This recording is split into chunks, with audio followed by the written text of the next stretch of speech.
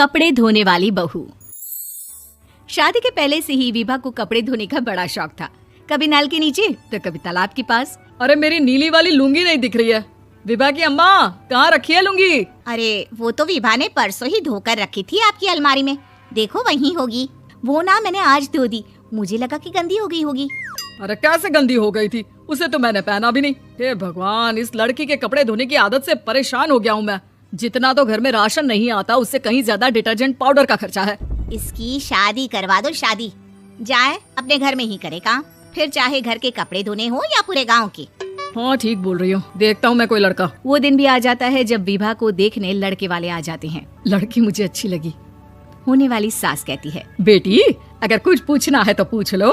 वैसे तो हमारी लड़की बहुत ही शर्मीली है, जो बोल दो वो मान लेती है, इसे क्या पूछना होगा। अरे कैसी बात कर रही हो माँ, मुझे इन लोगों के घर रहना है, सवाल तो कई है। हाँ हाँ बेटा पूछ लो ना, क्या पूछना है। आप लोगों के घर कपड़े कौन धोता है? सास का मुंह बन जाता है। देखो अगर तुम ये कहना चाहती हो कि तुम्हें कपड़े धोने नहीं आते तो सुन लो, कपड़े मैं ही धोती हूँ, लेकिन तुम्हारे आ जाने के बाद मैं रुमाल तक नहीं धोऊंगी। अरे चुप रहना भाग्यवान, बहू बेचारी घर आई नहीं, उसे डराना शुरू कर दिया। वो क्या है ना बिटिया, अभी तक तो ये कल्लू की माँ ही धोती थी, लेकिन अब तुम्हारे पापा तो दहेज में वॉशिंग मशीन देंगे ही। तभी विभा की माँ बोल पड़ती है, सवाल भी पूछा तो क्या। वैसे भाई साहब, मशीन की तो फिर भी कपड़े धोने की कैपेसिटी होती है। मतलब जो बिटिया दे रहे हैं ना विभा, इसे कपड़े धोने का बहुत शौक है। ये आप लोगों के क्या, आस पड़ोस गांव मोहल्ले सबके कपड़े धो दे और उफ तक ना करे। बाहर देखा नहीं आपने कितने कपड़े सूख रहे हैं? सब हमारी बिटिया ने ही तो धोए हैं। बस भी करो ना माँ, शर्म आ रही इतनी तारीफ सुनकर। और तो और एक दाग निकाल कर दिखाओ तो मान जाओ। हाँ अच्छा माफ करना बेटा, मैंने गलत समझा, हमें तो रिश्ता बहुत पसंद है। और ऐसे जुड़ जाता है रिश्ता कपड़े धोने का शौक रखने वाली विभा का। उसकी शादी हो जाती है कोयला फैक्ट्री में काम करने वाले कल्लू के साथ। शादी के बाद अचानक विभा चिल्लाती हुई सास के पास आती है, सासू माँ, अरे सासू माँ कहाँ है आप? ये तो धोखा है, धोखा दिया आप लोगों ने मुझे। इस ससुर के चक्कर के बारे में पता चल गया। अरे तो उसमें तुझे क्यों धोखा मिला है? अरे नल में पानी नहीं आता, कपड़े कैसे कब धुलेंगे? अच्छा तू पानी नहीं आ रहा उसकी बात कर रही है? तो आपने क्या सोचा? कुछ नहीं। अच्छा तेरी माँ ने कहा था कि कपड़े धोने का शौक है तुझे, याद आया मुझे। शौक बोलकर कपड़े धोने वाले मेरे जुनून को कम ना आके सासू माँ, कपड़ा धोना मेरा गुरूर है। तभी पति भी वहाँ आ जाता है। अभी मैंने इसे सनी देओल की फिल्म दिखाई है, उसी के डायलॉग मार रही है माँ। अच्छा सुन, साफ साफ बता रही हूँ, पानी सुबह 4 से 6 और शाम को 10 से 12 आता है, समझी? विभा टाइमिंग सुनकर हैरान हो जाती है। ये क्या भूतों का मोहल्ला है? सुबह 4 बजे उठकर कौन कपड़े धोता है? 4 बजे टंकी में पानी जाता है, फिर सारा दिन धोना ना, किसने मना किया?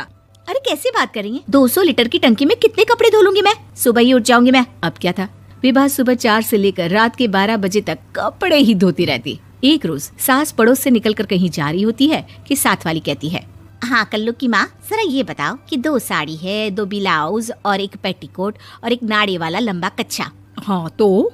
अरे तो क्या, कितना लोगी धुलाई ये बताओ। धोबन दिख रहे हैं हम क्या? हमारे पति सरकारी नौकरी से अभी रिटायर हुए हैं और बेटा सुपरवाइजर है कोयला फैक्ट्री में। धोबन समझ रखा है हमें? हाय रे कल्लू की अम्मा, माफ कर दो, वो तो मोहल्ले में यही सब बता रहे थे कि तुमने बहू को कपड़ा धुलवाने के काम में लगा दिया है। सास को पड़ोसन की बात सुनकर गुस्सा आ जाता है। वो घर पहुंचती है जहां घर के बाहर ही इतने सारे कपड़े सूख रहे होते हैं जितने कि किसी धोबन के घर पर। अरे ओ कल्लू की दुल्हन, बाहर निकल।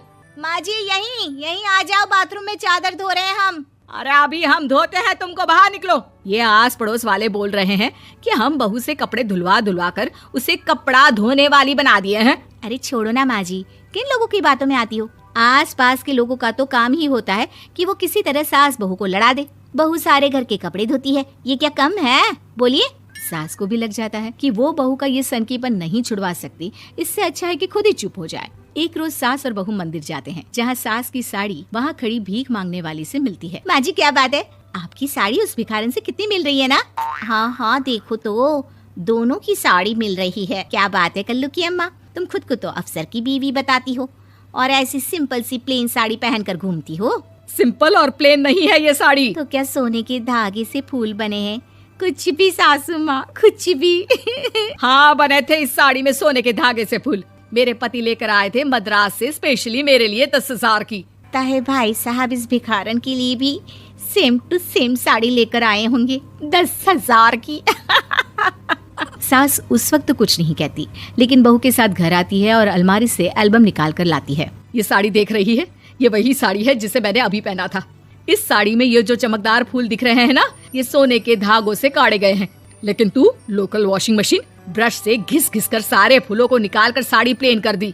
मुझे माफ कर दीजिए सासू माँ। और तो और, जब मैंने तुझे तेरी गलती के लिए कुछ नहीं कहा, लेकिन तूने तो सबके सामने मेरा मजाक ही बना दिया। क्यों? बहू को समझ में आ जाता है कि अब से उसका कपड़े धोना बंद।